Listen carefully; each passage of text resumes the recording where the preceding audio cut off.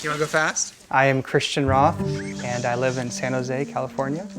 Over the years, I've really struggled with getting a good night's sleep, so I'd sleep 8 to 9 hours, but still feel terrible the next day. There was this fog or a cloud over me. I tried to do a lot of different techniques to, make our bedroom more relaxing for him to sleep in. Nothing really worked. It came to the point where I stopped breathing in my sleep.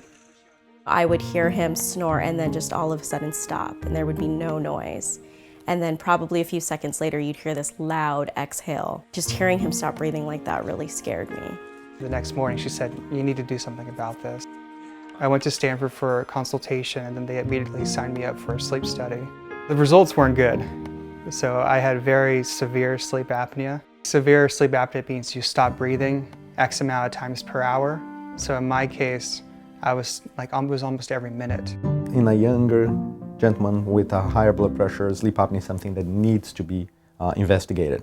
Patients with moderate to severe obstructive sleep apnea have around 2 to 3, sometimes 4 higher chance of having a heart attack or a stroke, and around 5 to 7 times more chance of having recurrent car accidents. So I went in for a follow-up, and they actually used this sophisticated camera to look inside my throat, and it turned out I had very severe blockage. Mr. Roth was someone who had bigger tonsils, deviated septum, hypertrophic turbinates. For most adults, we start with CPAP.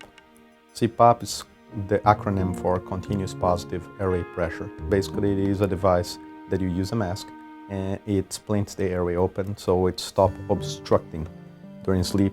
Unfortunately, around half of the people, despite all best efforts, cannot use the machine. I tried the CPAP machine for about 4 to 5 months. I was still unable to sleep through the night. That's when I saw that, again, given his age, given his body mass index, his anatomic structure, he would be a very good candidate for surgery. He said, "Could I have just one scale?" Dr. Capasso was pretty confident that this would help me out. So the first thing he recommended was to obviously get the tonsils removed and then clear up the deviated septum. Also to enlarge my nostrils. So on surgery day, we were just waiting and waiting for him to come out, and he finally did. And Dr. Capasso came and spoke to my mother-in-law and I right after. And the first thing he said was, when he wakes up, he's going to be in a lot of pain. But he said, everything went really well. The recovery wasn't too bad, actually. After I got the splint out of my nostrils, it was just amazing. And I was like, wow, I didn't know I could breathe like this.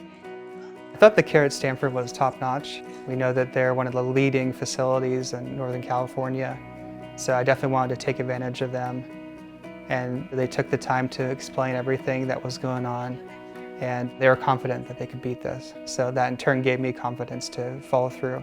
After the surgery, I had much more endurance, and so it definitely played a factor in me being able to go on long runs or play volleyball or soccer.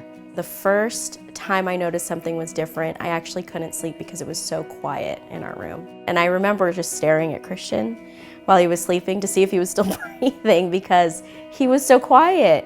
And I would hold my hand up to his nose just to check. And he was fine. And so it was just amazing to me that it was so quick. And so I just knew that, whatever Dr. Capasso did in that surgical room was magic. Didn't really sink in until 2 to 3 weeks after, where I woke up in the morning. I just felt incredible. I was like, did I just take sleeping drugs? What happened here? And this is my new reality. This is amazing.